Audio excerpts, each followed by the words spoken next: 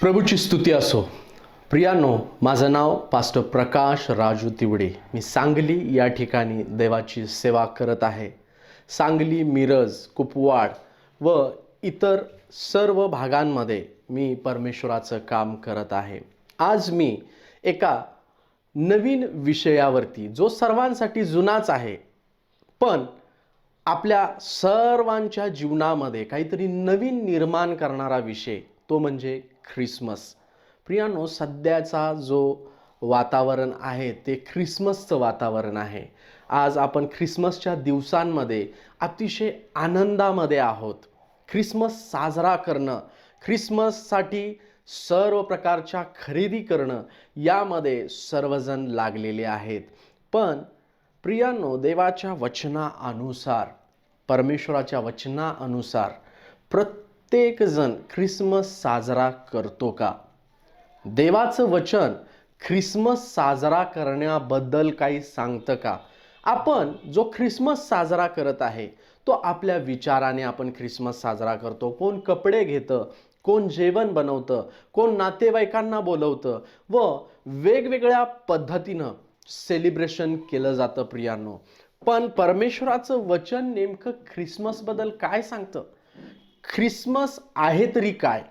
Christmas कसा साजरा करावा याच्याबद्दल देवाचं वचन आपल्याला काय सांगतं, आज आपण त्यामध्ये बघणार आहे. पवित्र शास्त्रामध्ये काही लोक आहेत ज्यांनी ख्रिसमस साजरा केल्याचा दिसतं. येशूचा जन्म त्यांनी साजरा केल्याचं आम्हाला दिसतं आणि त्यामधूनच आज आपण पाहणार आहे. तर ख्रिसमस कसा साजरा करावा याविषयी आज आपण बघणार आहोत. सगळ्यात पहिले व्यक्ती ज्यांनी ख्रिसमस साजरा केला ते म्हणजे योसेफ आणि मरिया. हे दोघं उभयते जे आहेत, यांनी आपल्या जीवनामध्ये ख्रिसमस साजरा केला. प्रियांनो, देवाचं वचन सांगतं, मत्तयाचं पुस्तक याचा 1 अध्याय आणि 18 ते 24 वचनामध्ये त्या ठिकाणी योसेफाबद्दल देवाचं वचन सांगतं की योसेफ हा एक नीतिमान माणूस आहे. तो फार धार्मिक आहे. तो आपल्या जीवनामध्ये कोणत्याही चुकीच्या गोष्टीला वाव न देणारा व्यक्ती आहे. देवाच्या भय भक्तीमध्ये जीवन जगणारा व्यक्ती आहे. अशा प्रकारचं एक व्यक्तिमत्व जे पवित्र शास्त्रामध्ये आपल्याला दिसतं. आणि दुसरं व्यक्तिमत्व आहे प्रियांनो, मरिया. मरिया ही आपल्या आयुष्यामध्ये देवाचं भय आणि पावित्र्य राखणारी एक स्त्री आहे, जिनं आपलं जीवन देवाच्या समोर पवित्र ठेवण्याचा, पवित्र राहण्याचा अतोनात प्रयत्न केलेला आहे. आणि ती देवाच्या कृपेने एक पवित्र जीवन जगणारी स्त्री आहे. प्रियांनो, अशा प्रकारचं हे व्यक्तिमत्व आहे. अशा प्रकारचे हे लोक आहेत जे देवाच्या वचनाप्रमाणे जीवन जगत आहेत. देवाचं वचन सांगतं प्रियांनो की मरिया जी आहे ती कुमारी आहे आणि देवदूत येऊन तिची भेट घेत आहे. लुकाचं पुस्तक याचा 1 अध्याय आणि 16 ते 38 वचनामध्ये देवाचं वचन आम्हाला सांगतं की देवदूताने मरियेची भेट घेतली आणि हे कृपा पावलेले स्त्री असं म्हणून देवदूत तिला अभिवादन करत आहे. देवदूत तिच्याशी बोलत आहे आणि देवदूत तिच्याशी बोलत असता देवदूत तिला म्हणत आहे की मरिये, तुझ्या पोटी पुत्र जन्मास येईल आणि त्याचं नाव येशू ठेव. प्रियांनो, देवाचं वचन या ठिकाणी ज्या वेळेस तिनं हे ऐकलं, या गोष्टी तिनं देवदूताकडून ऐकल्या, ती घाबरून गेली, ती गोंधळून गेली. देवाच्या वचनामध्ये या ठिकाणी सांगितलेलं आहे की ती अस्वस्थ झाली. ती म्हणत आहे की हे कसं शक्य आहे, कारण मी एक कुमारिका आहे, मला पुरुष ठाऊक नाही आणि पुरुष ठाऊक नसताना मला पुत्र होणं हे कसं शक्य आहे. कारण प्रियांनो, सायन्स सांगतं की 2 व्यक्ती, एक स्त्री आणि पुरुष, ज्या वेळेस एकत्र येतात त्यांच्या एकत्र येण्यातून संतती जन्माला येते. आणि इथं देवाचं वचन सांगत आहे की एका कुमारिकेच्या पोटी पुत्र जन्मास येईल, संतती जन्मास येईल, असं देवाचं वचन या ठिकाणी सांगत आहे. प्रियांनो, या वचनामध्ये ज्यावेळेस देवदूत तिच्याशी पुढं बोलत आहे त्यावेळेस देवदूत तिला म्हणतो की देवाला काहीच अशक्य नाही. त्यानंतर मरिया म्हणते, जशी देवाची इच्छा, देवाच्या इच्छेप्रमाणे माझ्या जीवनात होवो. हालेलुया.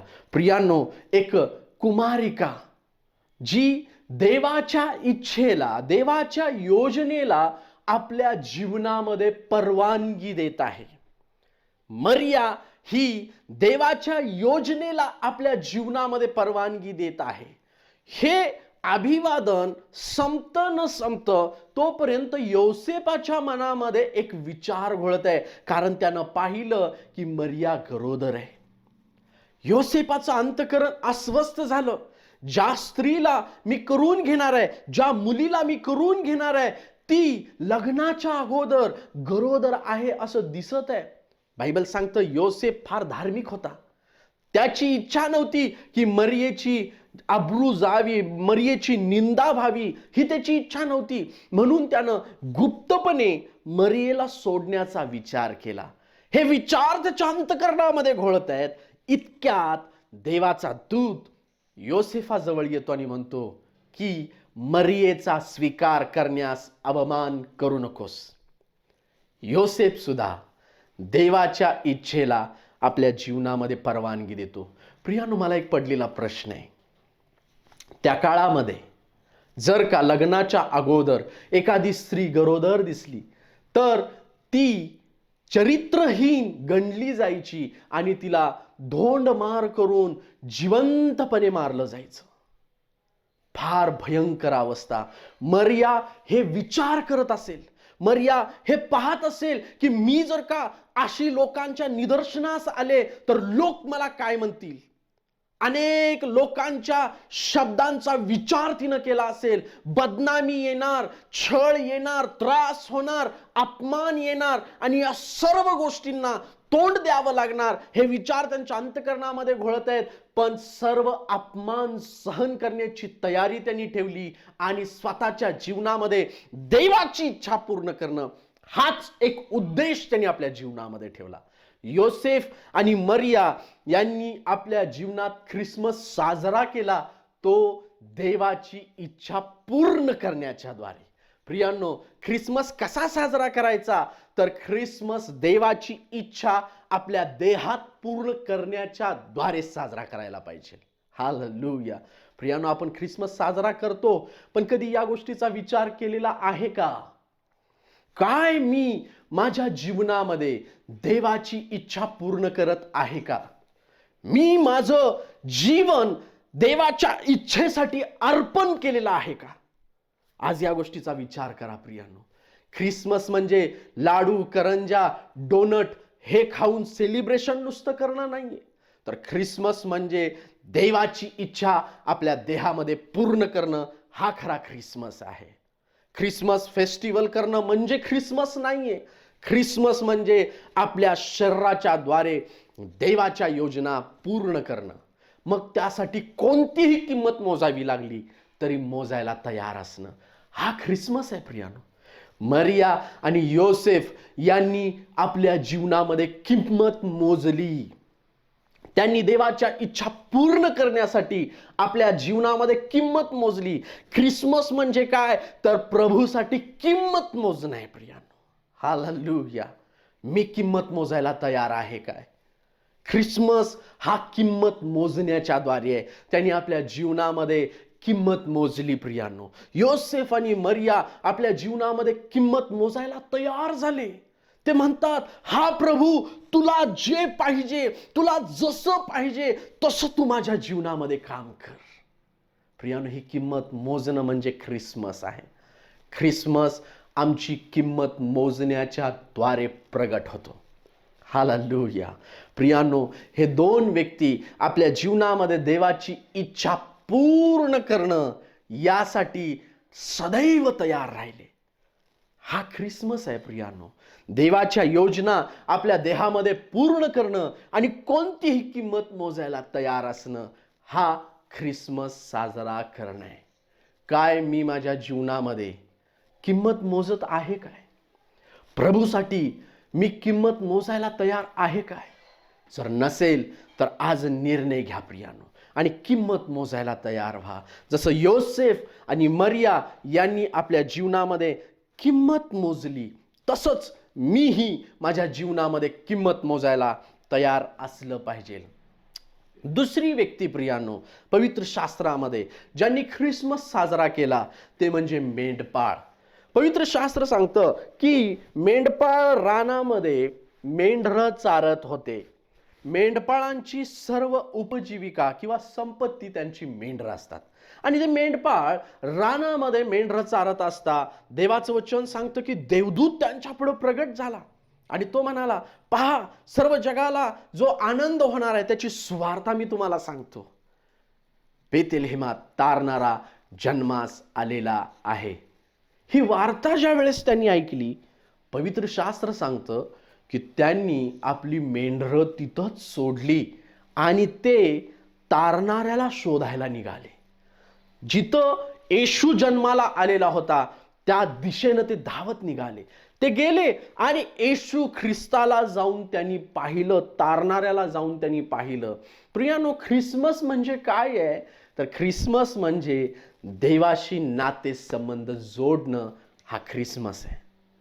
आम्ही आमच्या जीवनामध्ये देवाशी नातं जोडत आहे का? बरेच जण ख्रिसमस साजरा करतात पण त्यांचं देवाशी नातंच जोडलेलं नाहीये. मग मी कोणता ख्रिसमस साजरा करत आहे? ज्या येशू ख्रिस्ताच्या जन्मानं सर्व जगाला आनंद झाला, सर्व पापातून सुटले, एक पावित्र्याचं जीवन या पृथ्वीवर जगण्यासाठी दरवाजा खुला झाला. त्या येशू ख्रिस्ताबरोबर माझे नाते मी जोडलेले आहेत का? या मागी लोकांनी आपली सर्व संपत्ती, जे त्यांचं धन होतं ते सोडलं. त्यांची मेंढरं जे राखत बसलेले होते ती सोडली आणि प्रभूला भेटायला गेले. त्यांनी प्रभूला जाऊन भेटले, प्रभूला नमन केलं. प्रियानो, जो ख्रिस्त जन्माला आलेला होता त्याला जाऊन त्यांनी नमन केलं. ख्रिसमस हा फक्त सेलिब्रेशन नाहीये, तर ख्रिसमस म्हणजे येशू ख्रिस्ताबरोबर नाते संबंध जोडणं आहे. येशू ख्रिस्ताची ओळख आमच्या जीवनामध्ये पक्की करणं आहे. हा खरा ख्रिसमस आहे. खरा ख्रिसमस येशू ख्रिस्ताशी ओळख पक्की व्हायला पाहिजे. त्याला जा, भेटा. प्रियानो, एक उदाहरण मला तुम्हाला द्यावंसं वाटतं की आपल्या या भारत देशामध्ये अनेक पंतप्रधान होऊन गेले. त्यापैकी एक पंतप्रधान जे होऊन गेले ते राजीव गांधी. त्यांचा जो मुलगा आहे राहुल गांधी, आज राहुल गांधी यांना सर्वजण ओळखतात. आम्ही येशू ख्रिस्त आम्हाला माहिती आहे की येशू ख्रिस्त कुठे जन्माला? बेथेल नगरामध्ये. येशू ख्रिस्ताच्या आईचं नाव काय? मरिया. वडिलाचं नाव योसेफ. तो कसा जन्माला आला? तर पवित्र आत्म्याच्या सामर्थ्याने. सर्व काही आम्ही सांगू शकतो, पण त्याच येशूला जर मी विचारलं की काय रे प्रभू, तू या व्यक्तीला ओळखतोस का? मी त्याला भेटलोच नाही तर तो मला कसा ओळखेल? तर माझं तुम्हाला आव्हान आहे प्रियांनो, ख्रिसमस काय आहे? तर ख्रिसमस देवाबरोबरचे नाते मजबूत करणं आहे, त्याच्याशी ओळख वाढवणं आहे. म्हणून खरा ख्रिसमस त्याला भेटून त्याच्याशी नातेसंबंध मजबूत करून साजरा करूया प्रियांनो. माझ्या सगळ्यांबरोबर ओळखी असतील, पण काय या जगाचं तारण करणाऱ्या प्रभू येशू ख्रिस्ताबरोबर माझी ओळख आहे का? मी त्याला भेटतो का? मी त्याला नमन करतो का? मी त्याची प्रार्थना करतो का? मी त्याच्या जवळ बसतो का? जर नसेल तर आज निर्णय घ्या की खरा ख्रिसमस हा त्याला भेटण्याच्या द्वारे आहे. प्रभूला भेटूया आणि त्याचं गौरव करूया प्रियांनो. परमेश्वराची स्तुती असो. तिसरी व्यक्ती जे ख्रिसमस साजरा करताना आपल्याला दिसते या सर्वांमध्ये, तिसरी व्यक्ती आहे मागी लोक. पवित्र शास्त्र सांगतं मत्तयाचं पुस्तक याचा 11व्या अध्यायामध्ये की मागी लोक जे आहेत ते येशू ख्रिस्ताचा तारा त्यांनी पाहिला आणि तो तारा पाहून त्यांनी ओळखले की कोणतरी मोठा राजा जन्मास आलेला आहे आणि ते येशू ख्रिस्ताच्या शोधात पूर्वेहून येशू ख्रिस्ताच्या शोधामध्ये निघाले आणि ते शोध करत करत करत करत करत प्रभू जिथं आहे तिथं पोहोचले प्रियानो. पण परमेश्वराचं वचन या ठिकाणी सांगतं की त्यांच्या जीवनामध्ये एक फार मोठा गोंधळ त्यांना अनुभवायास मिळाला. एक गोंधळ त्यांनी त्यांच्या जीवनामध्ये अनुभवला. तो गोंधळ काय होता तर देवाचं वचन सांगतं की ते ज्ञानी होते, ते ज्ञानी लोक होते आणि त्यांनी त्यांच्या ज्ञानानं असा तर्क केला की हा जो तारा आहे तो तारा कोणा राजाच्या जन्माचं भाकीत करतो, कोणतरी राजा जन्माला आलेला आहे हे सांगतो. म्हणून त्यांनी असा विचार केला की राजा जन्माला येणार तर कुठे येणार, राजवाड्यामध्ये.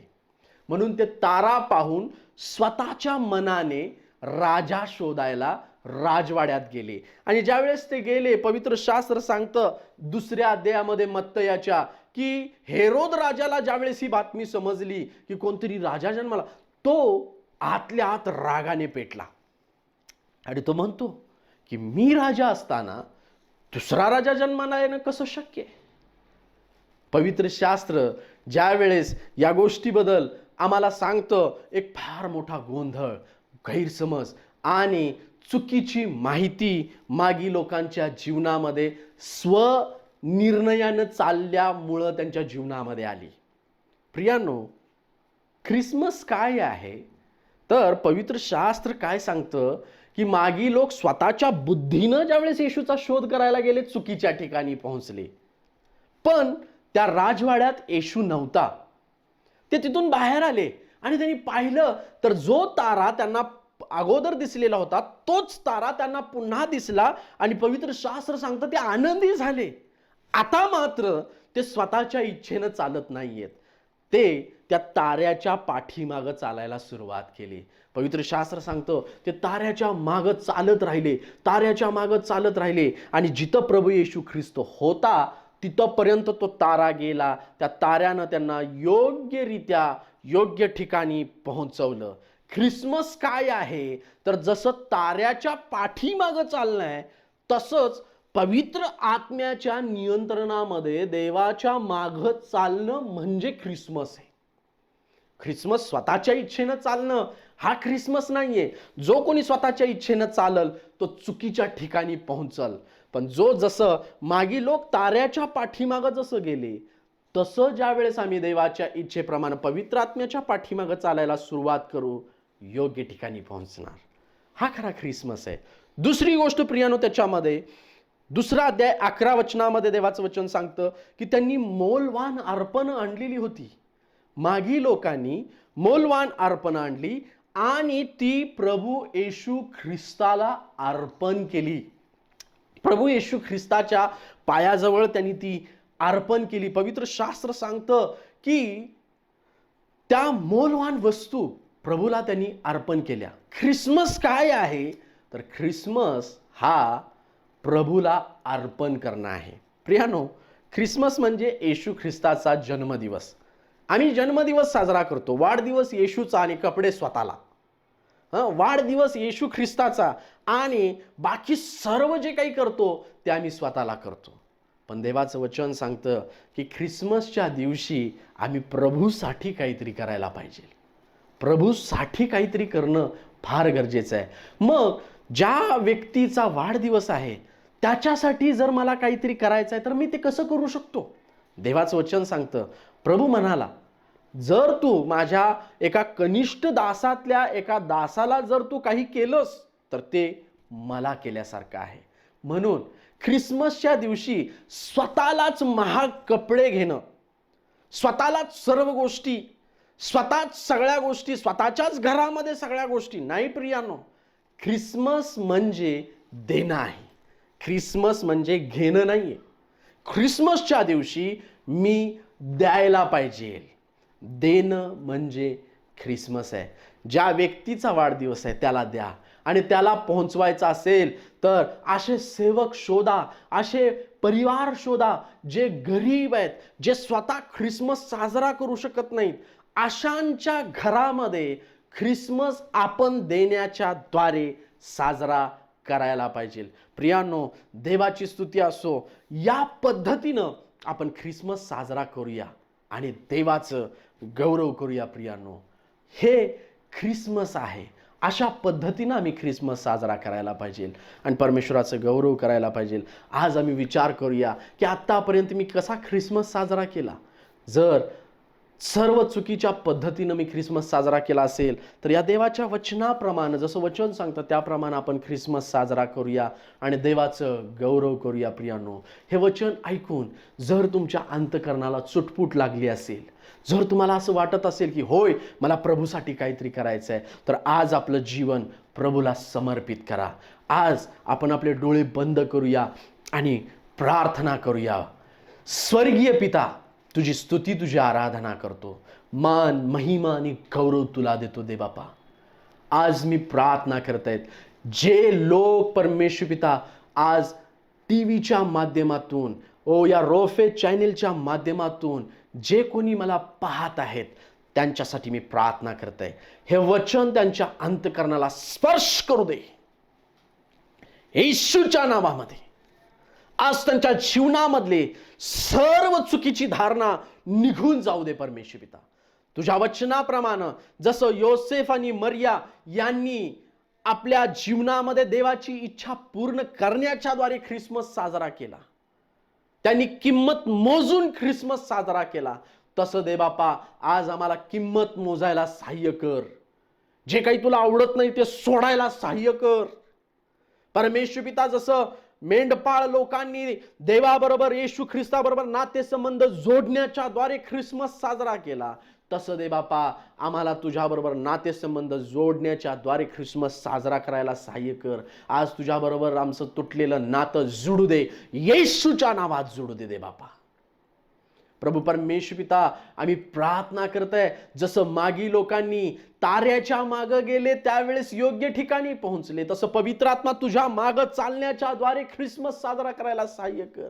प्रभू, आमचं देण्याच्या द्वारे, आमच्या द्रव्याच्या थैल्या सोडण्याच्या द्वारे आम्हाला ख्रिसमस साजरा करायला सहाय्य कर. आज ज्यांनी हे वचन ऐकलेलं आहे त्यांच्या जीवनात तू कार्य कर, त्यांना ब्लेस कर येशूच्या नावात. आमेन, आमेन.